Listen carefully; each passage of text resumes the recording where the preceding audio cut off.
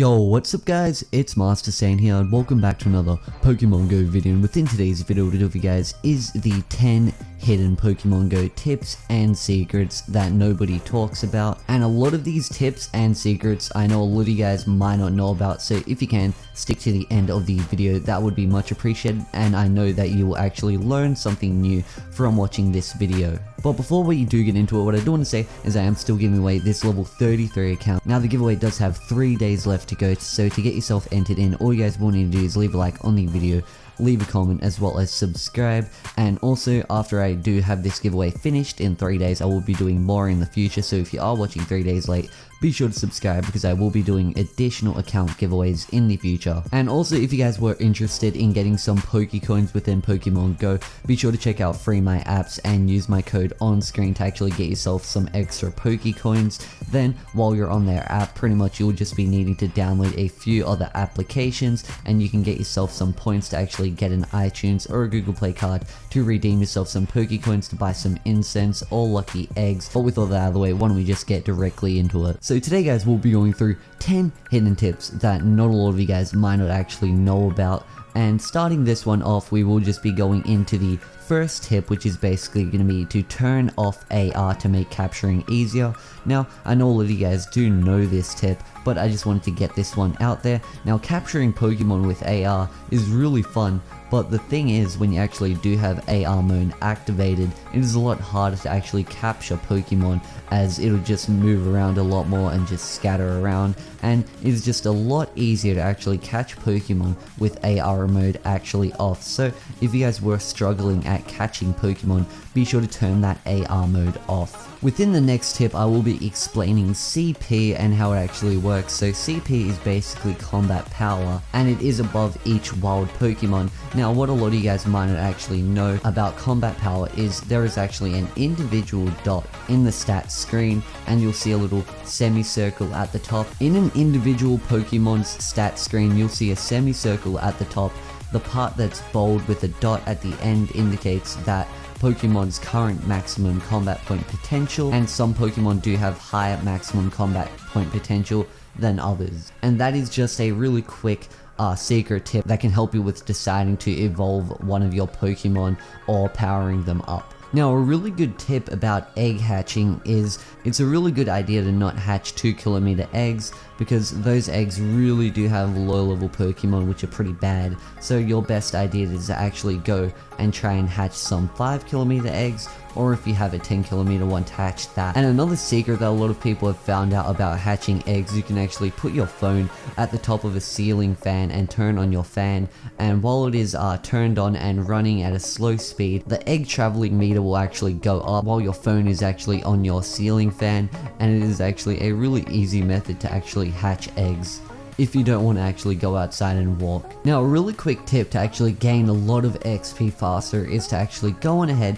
and capture as many low level Pokemon as you can. So pretty much pay attention to the amount of low level Pokemon that you have and their candy required to evolve. And after you do have a whole bunch of low leveled Pokemon like Weedles and Caterpies, Pidgeys even, and you do have a lot of candy for them, then what you can actually do is use a lucky egg and evolve all of them at the same time, and you'll actually be gaining double the XP. Now, using Pidgeys is very good to do with this because it does actually require less candies to evolve, and using a lucky egg and doing like a huge low level Pokemon evolve spree will get you a ton of experience, and you'll basically be able to level up a little bit. Now, the amount of XP that you do get from evolving low leveled Pokemon compared to like high CP Pokemon is actually identical, so I will be going through some XP that you can gain for each action that a lot of you guys might not know about. Obviously, when you do capture a Pokemon, you get 100 XP, 10 extra XP for a nice throw, and you do get an extra 10 XP for a curveball. And if you do actually manage to hatch a 2-kilometer egg, you do get 200 XP, 500 for a 5-kilometer egg, and 1000 for a 10-kilometer egg. And for evolving a Pokemon, you do get 500 XP, as well as registering a new Pokemon into your Pokédex. So if you can actually use a lucky egg and evolve like 20 Pokemon, you can actually get like 10,000 XP really quick. And if you are in like an area where you can actually catch a whole bunch of new Pokemon, that can actually get you a lot of XP as well. Now, a secret trick that not many of you guys might not know is actually an incense trick. Now, incense covers your trainer in a pink fluffy fragrance that attracts wild Pokemon to your location for 30 minutes. But you can't just sit there and actually wait for those Pokemon, because if you're waiting for them, you'll actually find one Pokemon every 5 minutes, which isn't very good.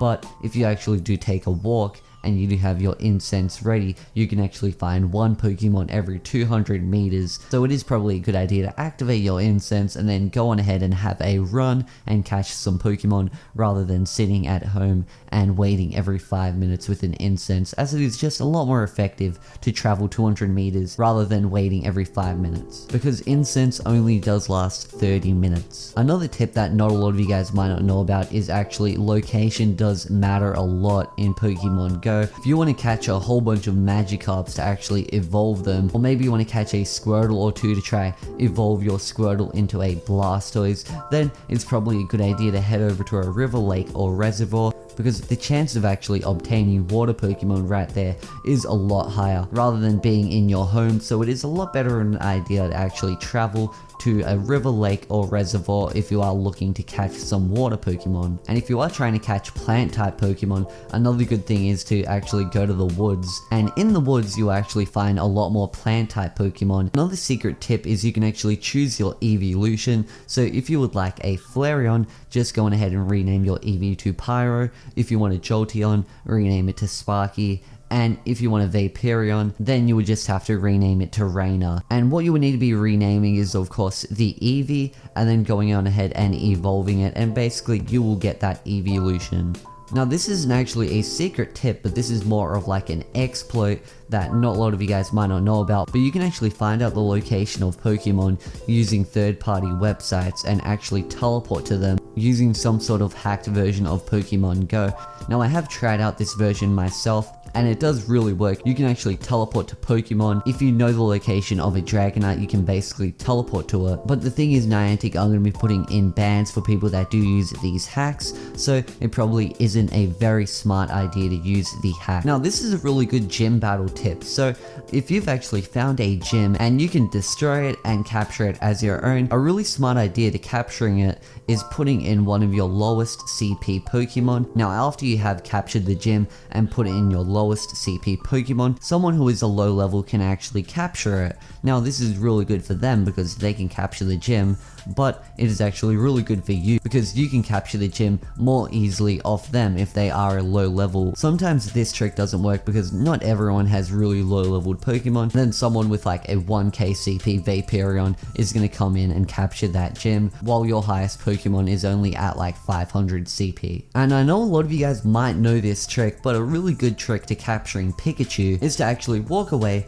from the Bulbasaur, Charmander, and Squirtle. After you have walked for about 5 minutes or so, Pikachu will appear and you can actually capture him. If you guys are having trouble throwing curveballs, what you guys can actually do is actually spin the ball around and then wait a little bit, and while it is curving, really slowly just throw it, and then you actually get the XP for a curveball, but it won't be as hard to throw because it isn't spinning as fast. And also another quick tip is apparently it does help to actually throw the ball in the opposite direction of the initial spin. So if you are spinning it clockwise, you'll want to toss the ball over to the left. And another tip to actually obtaining an extra Pokeball is after you have thrown the ball and you have missed, when it bounces or rolls away, you can actually try tapping on it to retrieving it. Now, I don't know if this tip actually works, but I have heard it from a lot of people. Now, that is all I do have for you guys today. I hope you guys did enjoy today's video. Be sure to smash the like button if you did, and subscribe to the channel if you are new around here, and I will see you guys in the next video. Peace out, guys.